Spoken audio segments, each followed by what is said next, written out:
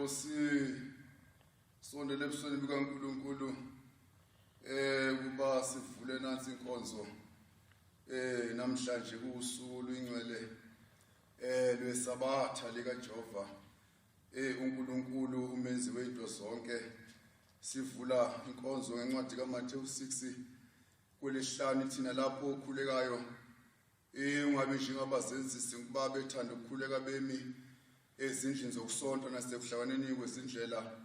ukuba babonwe abantu. Ngiqinisile ngithi kini banomvuzo wabo. Amen. Kepha wena lapho okhulekayo ngena endlini yakho uvale umnyango wakho ukhuleke kuyihlo osekusithekeni ukuthi uyihlo ubone kusithekeni akuvuzo obala. Amen. Kukhulekeni kwenu ningakhulumi ize njengabezizwe bathi bona bakuzwa ngokukhuluma kwabo kuningi. Mani ngabalengisi uyihlo wenu uyakwazi ukudingana ngacele kuyena. Amen. Sithola lawo mazwi kushumala kwenkosi uJesu Kristu inkosi yezizwe zonke etshela abantu ngomthandazo into enkulu ukuthi nansi indlela kanjalo ukubonisa ukuba umuntu usesondela kuNkulunkulu manje ahlukane umuntu ozenzisayo nomuntu owenza ngoba ekholwa ilento ayenzayo. Sidlula kwesibili incwadi yokuvula inkonzo uLuka 11 kwelokuqala ithi inkulumo wathi ekukhulekeni kwakhe endaweni ethile seqedile omunye kubafundi bakhe wathi kuye Nkosi sifundise ukukhuleka njengoJohane wabafundisa abafundi bakhe wathi kubo nxa nikhuleka niyakuthi Baba wethu osezulwini mahlonishwe igama lakho umbuso wakho mawuse intando yakho mayenziwe emhlabeni njengasezulwini. Usiphe namhla isinko sesemihla ngemihla usithethelele amacala ethu njengoba nathi sibathethela abanamacala kithi. Ungasingenise kulingweni kodwa usindise kokubi ngoba umbuso ngowakho amandla nobukhosi. Amen. Yebo eyesithathu uvula inkonzo kaJehova uNkulunkulu. Mathewu 22:35 omunye wakubummeli wambuza emlinga wathi kuyena mfundisi umuphi umyalo omkhulu emthethweni nawo? Jesu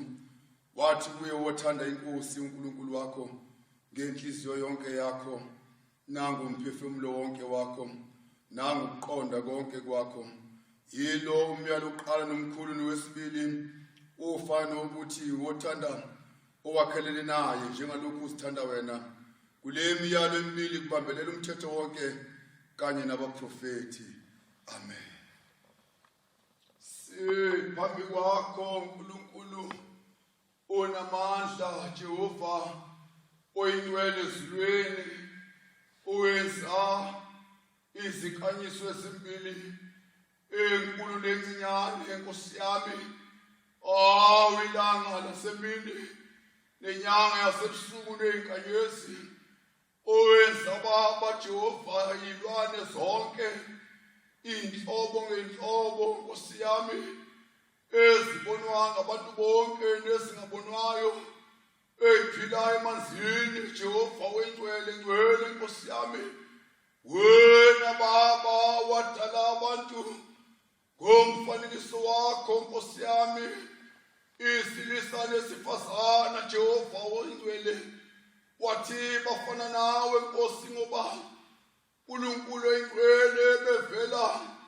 uNkulunkulu kuwena baba ngezwi owalishoyo. Nkosi yami Kristu olungileyo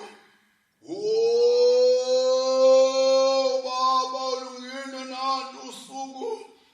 nanti inkonzo. Nkosi yami sicelayo kuwena ukuba Jehova sicele uvulelwa ezulwini. Nkosi yami njengoba washo wathi Nkosi wena uvula ngabikho umuntu onamandla okuvala. uNkulunkulu oyingcwele sivulele Nkosi yami kwezethu inhliziyo sivulele baba kokwethu uqonda. Nkosi yami uNkulunkulu oyingcwele sikuzwe sikwazi nguJehova shumele Nkosi emandulo wathi kuyafika ikhathi lapho abantu bengasayifuna ukuzwa. Nkosi yami siyacela singasenzisi baba kuba masingabi kwabanjalo. Nkosi yami abangafuna ukuzwa kodwa masibe ngabezwayo, masibe ngabalalelayo, masibe ngababonayo okungabonwayo. Jesu Kristu inkosi ngathi ukholwa ukubona kwabona Nkosi yami Jesu themba lokho ubhekwayo ngamehlo awo Jesu Kristu sincenga kuwena Nkosi yami ukuba nalo suka lengcwele nathi usuka lengcwele Baba isabatha Nkosi yami labakhethiweyo ngona wathi nje besaba siyabuzwa uNkulunkulu phakathi kwabo abantu abadalileyo wathi bakhona abanezindlebe kodwa abangezwa bakhona abanezindlebe kodwa abezwayo Baba sicela kuwena ezulwini asibe abanosebo luswayo Nkosi yami ukuba sicela intando yakho igcineke Baba sicela inkonzo eqala ebusweni bakho Baba ukuba ivuleke indlebe zethu nabantu bakho indlebe zemlomo yethu ikhuluma intando yakho sakhuluma ukuthanda kwethu nenhliziyo zethu ngegama likaJesu Nkosi namahluli manje naphakade amen. Baba wethu sesizweni madlulishe igama lakho umbuso wakho mawuze intando yakho mayenziwe emhlabeni njengasesizweni usiphe namhla ukudla kwethu okwanele usithethelela amacala ethu njengoba nathi sibathethelela abanamacala kithi ungasingenise kulingweni kodwa usindise kokubi ngokuba umbuso ngwakho amandla nobukhosi kuze bengunaphakade amen. Kubonga udumo ubukhosi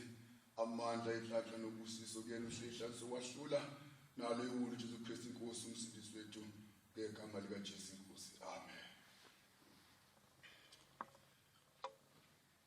Yebo bathandeka enkosini ukucela kuNkulunkulu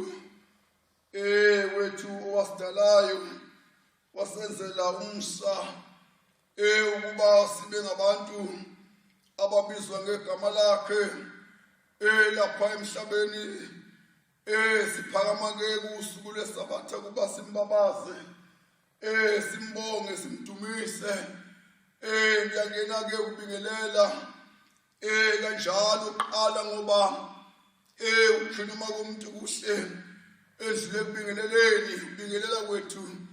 esinikeziweyo kulotshiwe lapha encwadini engekaLuka 24 verse 36 ukuthi Nkosi enguJesu yangena kuvaliwe bekhulumela phansi ngezindaba ezimbili ezingukufa kwayo inkosi ababone ngamehlo abo ibanjwa ibulawa kanjalo bengabakholwayo kanjalo nababa izwe amazwi eshinyelwa indebe zomlomo wayo kodwa babona ibanjwa kwafika ungabazane kwabanye baphelwa amandla nethemba kodwa uma inkosi ilalile yavuka ngosuku lwesithathu ingene egumbini behleli bekhuluma phansi ngalezi zindaba ezimbili ukufa nokuvuka kwayo ngoba abanye sebebonile kanjalo inkosi ikhuluma nabo kanjalo ma betshela bangaboni abanye bethi singeke sikholwe ngoba asikafaki izandla lapho sibone khona ibhikilisi ingena nomkhonto ngena inkosi ke ithi ukuthula makube kini yayilingisa inkosi yami kule ndawo ubingelela ingilosi enkulu eyaqalisa ibandla likamoya ingcwele sinamahloni kule ndawo kuba siqinise sikufake endlebeni zabo bonke abezwayo nabalaleli ukukhuluma kwethu ukuthi kwathunywa ingilosi yeza emhlabeni njengoba uJehova ayithuma ingilosi yakhuluma noMosi indodana kaAmram ongumLevi kanjalo yathi ngiuNkulunkulu kaAbrahama noIsaka kanjalo noJakobe kanjalo esimtshela amazwi kaNkulunkulu kodwa kwakuyingilosi sizwa kanjalo ngabalobayo embhalweni mabesitshela ukuthi kwakuyingilosi kanjalo insizwa uLuka wabhala incwadi yemisebenzi abathi abanyizaga kanjalo esikhombisa ivesi kanjalo 30 ukuthi ingilosi lena eyayikhuluma naye esihlahleni sivutha kodwa singashi kanjalo sinamahloni ke kuba sisho ukuthi kwathu ingilosi ngoMeyi 9 1916 yasho igama layo ukuthi inguNorivayeli kanjalo ingilosi emiphambi kwesihlalo sokwahlula esikaNkulunkulu ithuma kanjalo insizwa eyakhuluma nayo kanjalo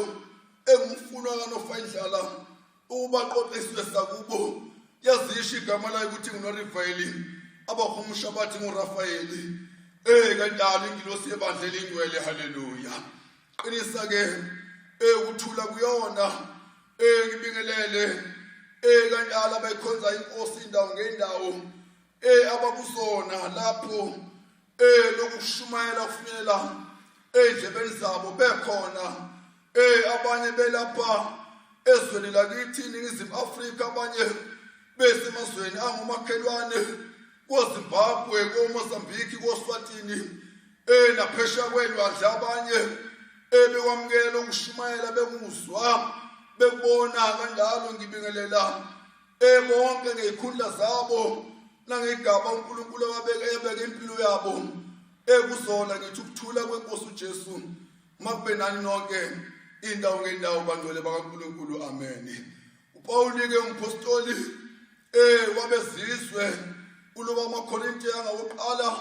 incwadi ayilobayo isahluko ngesesine lokuqala nesibili ethi kuyona makushiwo ngathi sisikhonzi kaKristu nabayibonisa imfihlakalo kaJehova kodwa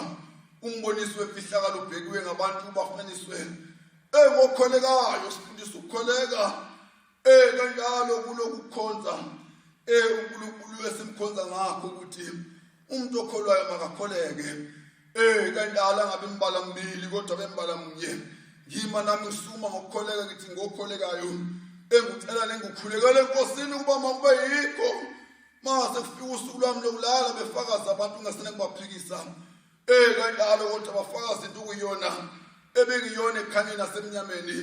ngithi ngokholekile ngikhulekele enkosini mama kume njalo ngegama likaJesu inkosi bephakade amen.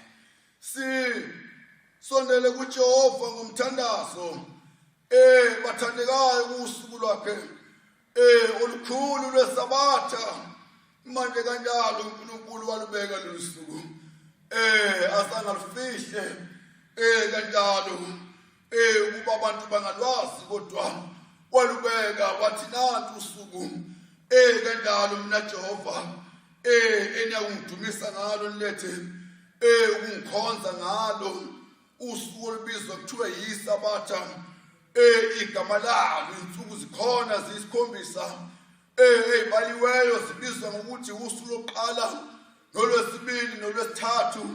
nolwesine nolwesihlanu nolwesithupha kodwa lo lwesikhombisa lwanikezwa igama kuthiwa yisabatha bathukuthela kabanye abantu ngokungaqondi sibathethelela ngoba ungaqondi kuyawuba khona emhlabeni kulotshiwe ukuthi abantu bovuka ngekhathi zokugcina baphika into elotshiweyo kanjalo ukuthi uNkulunkulu lona owabeka lolu suku wazange lobekwa umuntu nje eyithandela ukuthi loba khona usuku lapho abantu bebuyisa inhliziyo zabo beyibhekisa kuNkulunkulu bemfunisisa ongabonwayo ukuthi bayenza intando yakhe ngoba kulomhlaba esiphila kuwona uma umuntu engenapho isikhathi sokuba ake afune uNkulunkulu kanjalo kuyafika umlingi njengoba efikele bonke abantu sifunda ngabo embhalweni ongcwele ukuthi abantwana bakwaIsraeli baphuma eGibhithe emva kwebonakalisa uNkulunkulu abenzela zona ngonsizwa uMoses kaAmram manje kanjalo uthiwa kodwa endleleni base beguquka bathatha amancici bathatha amabhengele bathatha kanjalo imigaqo abayifaka enkanyeni engegolide bagaya benza imponyane egolide base beguquka bona uqobo lwabo mbe uyabona ke uqobo lwabo abantu abanokufakaza obugcwele ukuthi uNkulunkulu khona uyaphila bebonile ibonakaliso kodwa baguquka masinyane bathi hayi nangu uNkulunkulu owasikhipha eGibhithe bekhomba inkonyane ekhandwe ibona ngesandla zabo ngisikona ukuthi kanjalo kusho mina umuntu nje kusho bona ngemlomo yakhe ngoba sekufika umlingi inhliziyo zabo zaseyithatheka asimangalike namhlanje umhlaba wonke noma iningi labantu emhlabeni bekubuka kalula ithi ilotshiwe yaqonda njengoba soyithinta nje imibhalo emibili emithathu ephambi kaJob uNkulunkulu ukuthi hayi uNkulunkulu walimisa usuku lweSabatha bo hayi kuba likhethwa ngabalithandayo nje uyena uJehova owalimisayo ukuba uyogcinelwa iSabatha abakholwayo bazogcina ubukhosi bakhe abubeke emhlabeni ngezwi lakhe eladala yonke impilo ikhona nje emhlabeni zadalwa ngezwi ukholwa abantu okubaphelelayo sibhekene nobunzima namhlanje kanjalo ofikile ezweni abantu abanye baphela ukukholwa kodwa thina sikhuluma izwi lodwa kanjalo ukuthi qina manje wena owazi ukukholwa owayinikele ekukholweni kukamoya ngoba khona ukukholwa okwenyama khona ukukholwa okamoya lokho kamoya uJesu owadinga ukuba atshela abafundi bakhe bethola amandla impela ubona ukuthi hayi bayizwa lento kanjalo bayikhuluma ngayo kanjalo bethi siyakwazi ukushumela esitshela abantu baphenduke siyakwazi ukubeka abantu izandla baphile enyameni nasegazini sivusa ngisho abafileyo masibathandazele wathi uJesu uhlalani eJerusalem ezimbathiswa amandla kanjalo uvela phezulu uJesu banqabela ngoba baseseyinyama akhona into kumele mayifike kubona ezobaqinisa ezobenza babe nokuma noma sekunjani ilento efunekayo kulesikhathi esinamhlanje njengoba sihlasela nakho ukufa oxekisa amadolo bonke abantu kuthiwa icorona kanjalo ehlasela umhlaba wonke abantu batatazela abanenkolo yenyama baphela amandla manje bavala imlomo kuthiwe ungashumayeli ekubantu ukhuluma nje esibabili kodwa sikhuluma endlebeni zabantu abaningi indawo ngendawo njengoba kade sibabingelela lapha ukuthi bakhona into abayezwa balalele sicela kakhulu ukuthi mabalalele ngoba okamoya kupheli kanjalo akuthi lapho sekunzima umuntu wakholwa uNkulunkulu ngokamoya bese phela amandla abesethi hayi uNkulunkulu amsekho manje kanjalo vuma ukuthengwa ingilosi yomuntu isitha ingilosi edusa abantu emhlabeni hayi akapheli lona okholwayo ngoba ithi Nkosi abahlale nje bangayindawo bangashumayeli ngoba wakafiki lamandla kamoya ingcwele azobaqinisa ngoba kumele babe ngabantu bakamoya bese enyameni kodwa babe ngabakamoya kanjalo kwathi mabebamba inkosi kanjalo mabeyibamba inkosi bahlakazeka babaleka phambi kwakhe babaleka wathi uyama omunye kanjalo kulotshiwe ngaye wathi uyama khipha inkemba wagadla athi inkosi hayi busele inkemba endaweni yayo ukuthi sitsha ubaba ngibekele sonoba ngisiphuzi ngasiphuzi na wadinga ukuba bahlakazeke babaleke ngoba abakafika amandla kanjalo kamoya ingcwele okwathi base kufika amandla abenza babe ngabakamoya abazange babaleke uthi umbhalo abanye banunywa amakhanda abanye kanjalo babethelwa njengaye uKristu impela abazange babaleke kanjalo sizokugcina uJohn wasitobela isambulo walobela incwadi ekuthiwa incwadi kaJohane kanjalo wafaka emafutheni umlando usho njalo iBhayibheli lithule kodwa umlando usho njalo uthi wafaka emafutheni abilayo wase ejeziswa edingiselwe esiqhingini Patmos kanjalo lapho kuthiwa uzofele khona kodwa asekhunyiswa amehlo kanjalo usitshena umbhalo ukuthi wafa kanjani kanjalo kodwa inkosi yayitheme ethanda lona angaphila kanjalo ngize ngibuye babhekana nobunzima abazange bamtshela uNkulunkulu abazange bashutha athena uNkulunkulu manje abasena uNkulunkulu nguye uNkulunkulu kunzima kunje kanjalo sibeka ihlobo sibeka esibathandayo uNkulunkulu nguye lona owathumela umoya ingcwele ukuba uqinise inhliziyo zesishumela leyo nto endlebeni zabantu bonke abezwe abantu ukuthi ukholwa kuyaphambili khona kuyaphambili akukubuyele emva shondalo insizwa kaNkulunkulu umholi wesibili kanjalo lokugcina kuleli bandla likamoya the Church of the Holy Ghost inceku kanjalo izizwe ezingakhenani kaHamu kaNowa kaLameka noMethusela kanjalo yathi siyaphambili akusekho ukwele emuva manje sesiyaphambili ngapha khona uTonga nangapha khona uTonga hamba ngemuva khona iwa siyaphambili lapho siyakhona manje qina kholwa qina lapho khona noma usuthintekile noma uhlabekile noma uthandiweyo wakho kanjalo noma ukusalayo noma uzoboni kuwena qina manje ngoba ungukamoya wena awuyena wenyama ungukamoya siqinisa bakamoya qina ume ubheka uJehova wakho ukuthi hayi siyaphambili sitindile incebo kanjalo ukuthi bathini abantu abenyama phela uthi hayi abenyama laba abenyama thina singabakamoya sifuna kukamoya mawusimise njengoShedraki noMeshaki noAbednego bathi noma singafa anganisindisa uNkulunkulu wenu na kanjalo 3:17 uDaniel isho njalo ithi insizwa noma engasindisanga kanjalo kulokhu ukushiswa ngomlilo kodwa kuyokwaziwa ukuthi asivumanga ukugukela ezinye izithixo thina sama kuJehova yena yedwa kanjalo sebeyitelile kufuneka lokho uyidela manje ukuthi hayi uNkulunkulu ngiyokukhonza noma kuhle kodwa ngiyomkhonza uNkulunkulu ngoba ngabe kuphawu lapha ekuzini lami okuthiwa uphawu lukaMoya Ngcwele haleluya awuthintele insizwa yami nanti kanjalo izwi elikaJehova uNkulunkulu kanjalo qinisa incwadi yeSabatha zibe 2 zibe 3 emseni kaJehova kanjalo ushaye lapha Exodus 35 kanjalo 35 Exodus no 56:2 zibe 2 nje ezeSabatha yebo 35:1 yebo Exodus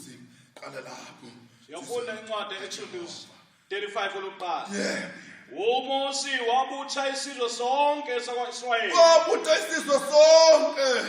sakwa-Israyeli uMoses kaAmram. Wathi kubo ilawa amazwi awasho Jehova. Naka amazwi uJehova awasho. Ukubani wagcina umuntu otshelwa amazwi kaJehova makawagcine. Izwi likaJehova liyagcinwa. Uma sengehluleka ukugcina izwi likaJehova ngisentu yalutho emhlabeni nasezulwini sengiyizelese kufuna ngiwagcina amazwi kaJehova yebo mbanathu kusetshenzwa izitsuku ezisithupha khona insuku zokusebenza uJehova pozisithupha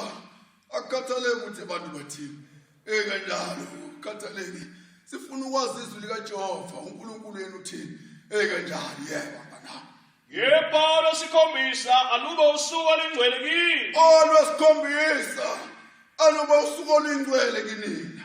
Yeah. Isabatha lokuphumula kuJehova. Isabatha lokuphumula kuJehova hayi ukuthi ugoqe izandla ugoqe inyawo loba namhlanje kuyisabatha uTayo. Sengiyohlala manje ngoba isabatha sengiyohlalela ngidingeke emzini wami. Hayi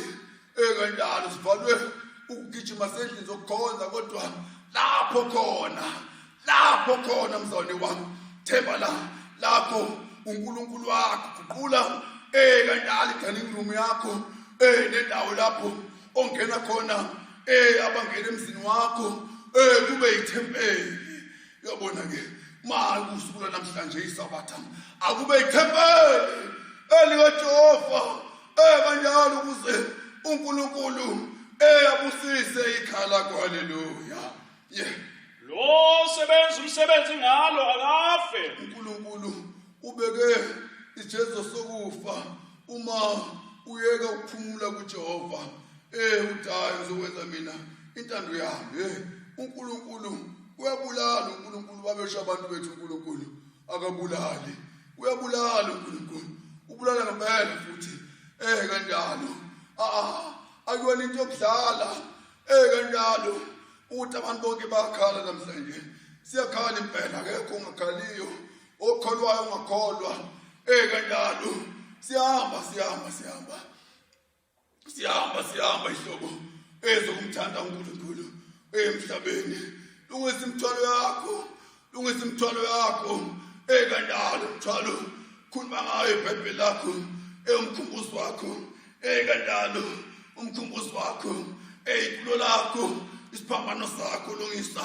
imithwalo yakho lena eminye imithwalo lahla amahlazo njengoba lisho iculo lakithi lahlana amahlazo ningembone uKristu thatha imithwalo yakho ezihlangu zakho nezikhali zakho ubhekane nempi manje musukulala wachaselile musungahlabeleli khazi ukuhlabelela ngoba kuyanjolo nje kanjalo mabethu abantu uNkulunkulu wabulala ubani wenza lento enjene esabeka ngalolu hlobo kanjalo ngoba uyena umninizulu uyena impela uqobo lwakhe kanjalo madoda abazalwane uyena impela uqobo lwakhe kanjalo owathi ngiyabulala ngiyaphilisa kekho ongasindisayo esandleni sami uNkulunkulu uyabulala uJehova uma ethi uNkulunkulu umuntu uyawufa bafa bephila abaphulisa batha bafa bephila ethi ngiyaphila kodwa mayisephula umlomo uthi ufile lo muntu kanjalo ufile lo muntu ngoba akasamesabi uJehova kanjalo ufokhulu ungamesabi uNkulunkulu thela ihlazo uJehova methuke ngenhlamba abanye bakhiphe inhlamba namhlanje badala uphi lo uNkulunkulu abantu befa uphi ongasindisi nganaye thina bakholwayo asishawavalo ukuthi kwenze njani sithi hayi ushilo uNkulunkulu ukhululeza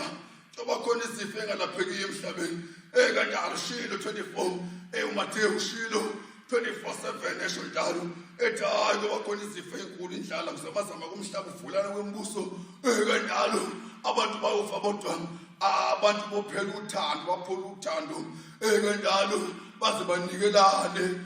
abantu abasondane ngenxa yegama lami athi uJesu kodumile kuzibe sekupheleni kanjalo loyo uyakusindiswa haleluya 3 Ningabasa umlilo ezindlini zenu ngosuku lweSabatha uNkulunkulu kwabe khona izinto ayinqabelayo bazingeziwa ngeSabatha 56:2 uIsaya 56:2 sithi qaphu kanjalo sithandaze kankulu into enkulu ukuthandaza bazalelwana ukuthandaza siyambonga uJehova owathuma umqaliso wathuma inceku kanjalo bafundisa ukuthandaza into enkulu umthandazo ngobukela phansi umuntu ongakholwayo hayi ngobukela phansi wena ngokomoya nonophawu elikwaNkulunkulu shaya safunda eMathewu 6 kule speed 2 ubusisiwe umuntu owenzayo lokhu indodana yomuntu ebambelela kukona busisiwe umuntu owenza lokhu indodana yomuntu ebambelela kukhona yebo wogcina isabatha engaloni isabatha engaloni uJesu Kristu indodana yomuntu asazi ukuthi bathina abantu emhlabeni bathi uJesu waqinyama isabatha hayi asabanaki manje sabontayo sikaqoqwa manje sikaqoqwa noNoah akazange yalibale ngabantu abumkhumbi wazi wavalekela yena ngoba ingilozi asilapha ingilozi bathi wayibutha kanjani ilwandle wayengedwa kuneyingilozi ezimlekelelayo kanjalo ubalo ungasitsheli kodwa wayengedwa uwenza namabhubesi ngobaba kanjani amabhubesi ngoba ngakudla awuqedwe ingilozi lasekhona simlekelele bayelibe lo malume nomzala abamtshela ukuthi ayikho indaba yomfuyo yamanzi azona emhlabeni anganqamuki ngabe wasala ngaphandle wabayeka abantu angeniyeka anifuna ukuzwa uNkulunkulu ophupisa umhlaba wathi angeniyeka shumana kulabo bezwayo bamlalela bangena basinda nawe zwana wena osezwayo zwana ugcine intando kaJehova njengoba sithi siyambonga uNkulunkulu wathuma umqalisi nenceke basifundisa ukuthandaza uthandaza ngisho setilongweni uboshiwe thandaza noma usembhedeni ulele khuleka amahora ayishumi nambili ubanjwe icorona ikubambile khuleka ihora ayishumi nambili shaya ihora lingakwedluli shaya uphe iwashi lakho namashi namhlanje akuvusa ngishulele elikuvuse seyiwashi lakho ucingo lwakho lukuvuse lukutshela isikhathi hola manje usemgwaqeni ukuphi thandaza uJehova yiba nami ngoba kuthiwa masifake ifonyo kanjalo siqhelane nabantu esigeza izandla kodwa asingesindi ngalokho uNkulunkulu engavumi kanjalo ngoba labe sibabekileyo yesisazi ubabeka Kanjalo bekwenza khona lokhu kodwa uNkulunkulu wavuma ukuthi ebatheleleke ngakho ke asithandaze uNkulunkulu abe ngakithi kakhulu. Sizenza lezi zinto kuthiwa masisenze. Kanjalo asisho ukuba ziyeke ayinami siyasisa nazo. Kodwa ma ulibele noma usubona abazana nawe usuxegisa uthawa ukuthi umzala wami noma umalume kodwa umama noma uanti noma umfowethu noma udadewethu angangithelela ngempela khipha isifonyo sibeke phansi ligonana usukhohliwe phela usuthi angeke kanti lapho okunamatha khona kucela kuJehova. Thandaza into enkulu ukuthandaza uNkulunkulu ngihleke ngoba yena uJehova sathemba kena igama lenkosi malibonge amen. Yeah.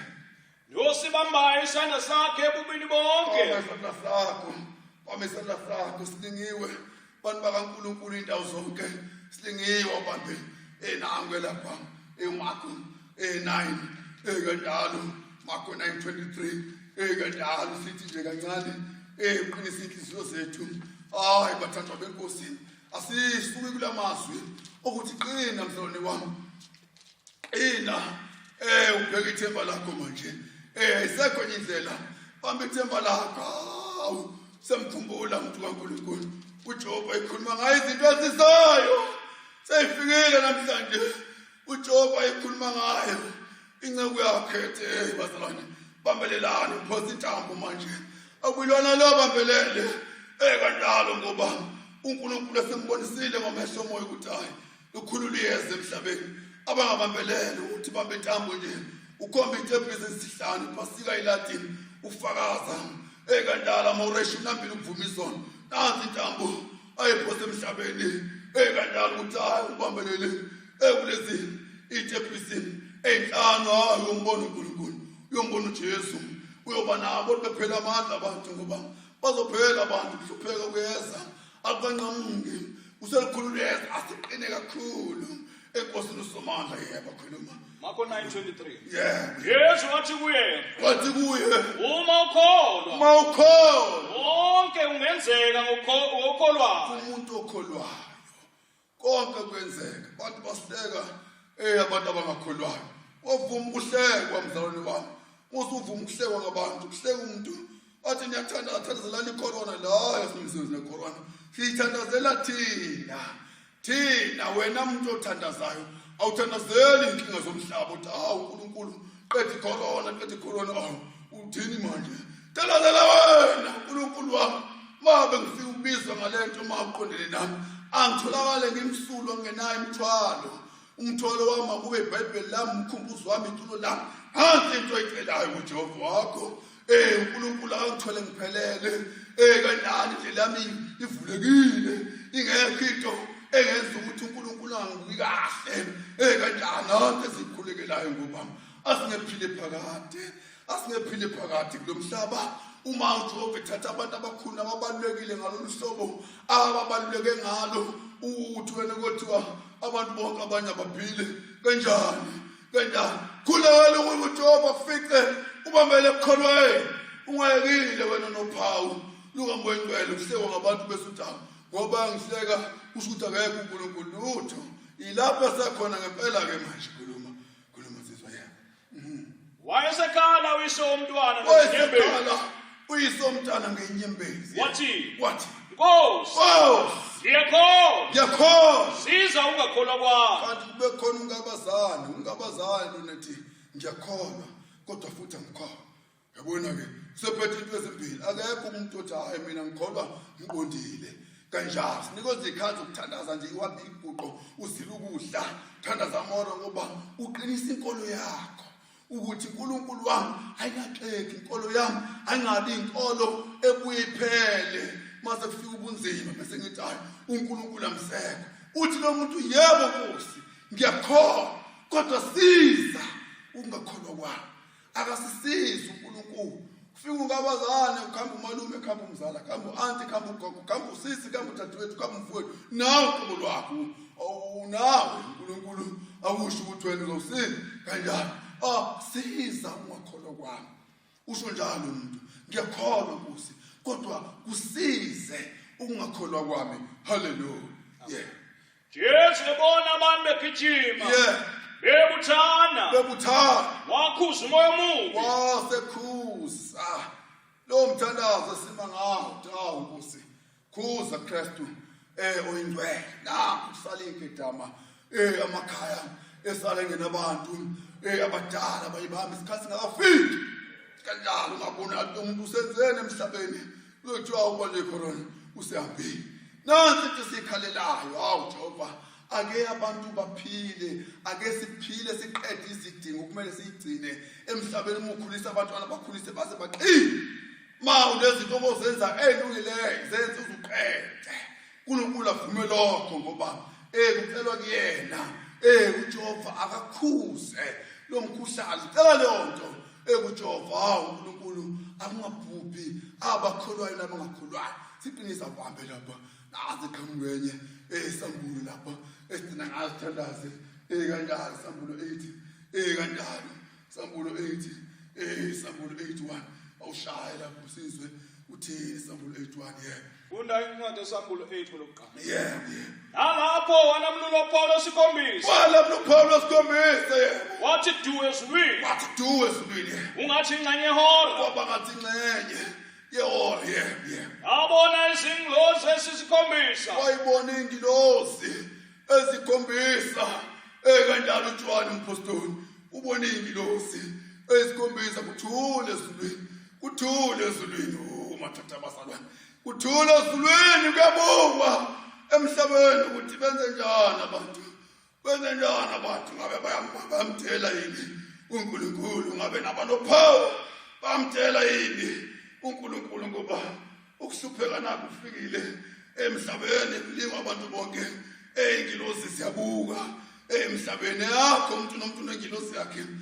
kanjalo bangathini bathina abantu musa wena ukujabulisa ingilosi yakho ngoba kuthiwa niyohlanza izingilosi zenu ifikile zithuyele emhlabeni ukusindisa kanjalo yizo lezi okuthiwa siyabuka emhlabeni iyakubuka ingilosi yakho uthi wenze njani uyathandaza uyagcinisa batha wenze njani yini ayenzayo haleluya yesimi phambi kwaNkulunkulu simi phambi kaNkulunkulu aphiwa amacilongo ayisikhombisa funde uSambulo 9:1 awushawu 9:1 senqamdela sifuna siqede masinyane sithandaze ingilosi yesihlanu izingilosi ayibonileyo yebo ngabona inkanyezi wathi ngabona inkanyezi iwile ezulwini lenkanyezi isemhlabeni yaphiwa isihluthulelo somgodi ongenamkhawulo yebo yavula umgodi ongenamkhawulo wenyuka umusa emgodini njengomusi weziko elikhulu waphuma njengomusi weziko elikhulu wafiphaza ilanga nokukhanya kwezulu ngomuso omkhulu waphuma izinkumbi emusini lo awubonayo umprofeti zeze emhlabeni zaphiwa amandla njengofezela uphiwa amandla lokufa awukhathaleki abanye banayo lobu hlobo lama-medical aid kanjalo uphiwa amandla lokufa kanjalo uphiwa amandla hayi ukuthi kanjalo ukhona into ezokuveza uyena uNkulunkulu okuthiwa masimcele ngoba sithi akube uyena okhuza lo moya hayi ukuthi ukhuzwa ngabantu kanjalo benyama negazi akube uyena uJehova okhuzayo lo moya awuthumelele emhlabeni haleluya zaphiwa amandla njengofezela bomhlaba lezi inkombi eyivela kulo mgodi ovulwe ingilosi eshaya ithi lo yena amandla washiwa kuzo zingoni utshani bomhlaba nanye into eluhlaza namuthi uphela abantu abangenalo uphawu lukaNkulunkulu emabunzini abo ngiyabonga lapha uthi uNkulunkulu kuhlusha bangenalo uphawu iko siqina wena ongokamoya ungavumi kanjani udedelwe uNkulunkulu kuba kuhlushwe abantu emhlabeni musu ubonawo vele ungene lapho uNkulunkulu amsekho besemdela uJehova siqinise leyo ndawo thana Ngasela lokho phambi kaJehova khuleka nami ngiyakhuleka manje. Ekandalo ngiyakuthandazeni njoba lisho iculo lakithi lithi uyeza uJesu. Ezokhetha abantu hlani linde. Ekandala kuyasho emhlabelele ukuthi ekandalo uyeza umhla kuphela. Ekandala uthandazani nabantu. Ekandala sithandaza. Asime kuthandazeni umuntu nomuntu akuvuthi isibuko sakhe manje. Esesekuseni asivuthwe eyisiguqo ekandalo satambama asivuthwe isibuko ungabikho ukuyithambisa nokuthela ngamanzi abandayo noma ngakuthiwa evalala nezivalelekane ezindlini zokukhonza singayi enzokhonza basivalelwe nje kodwa asimbize khona lapho sikhona noJehova uNkulunkulu wethu ngoba ukhona sinophawu lwakhe asingahlushwe njengabantu abamdelile uJesu inkosi siye ngasemthandazweni ke manje basikhuleke sicele kuNkulunkulu Jehova ake ungqondele umoya akamkhuse uJesu abokina lokhuzayo lo moya ukhuze ngoba yena unamandla ukukhuza akekho umunye umuntu ongakhuza njengoba kuthiwa nguyena ovumayo bangivuma yena avuleke lo mgodi kuphumela luhlupho asicele kuyena alukhuze lelulaka ngama lenkosi uJesu siyathandaza uNkulunkulu aba wengcwele Nkosi yami umkhulu wena baba owadala zonke izinto ebonwayo kaze ngabona Kristu wethu uyingcwele njalo Nkosi ezulwini nasemhlabeni silahla kuwe njengezwi lakho wathi khulekani uJehova uyawuswa balalele wathi celani haleluya ngegama lami ngizenamngenisi Jesu lapho kunzima ezweni lapho umkhuhlane omzima Nkosi yami khuza Nkosi baba lo moya walokhu kufa uphuca abantu kuphela uNkulunkulu isikhathi abaningi isikhathi singakafiki kukhuze kaJesu mkhulu wenqabe nabazameli ukuba bafeze izinto okumele bayifeze emhlabeni elungileyo kuwena uNkulunkulu oyingcwele basinde Nkosi yami sikhuphuke sibalo sabasindayo banqamuke Nkosi uphupho kwabaningi uNkulunkulu oyingcwele Jesu Kristu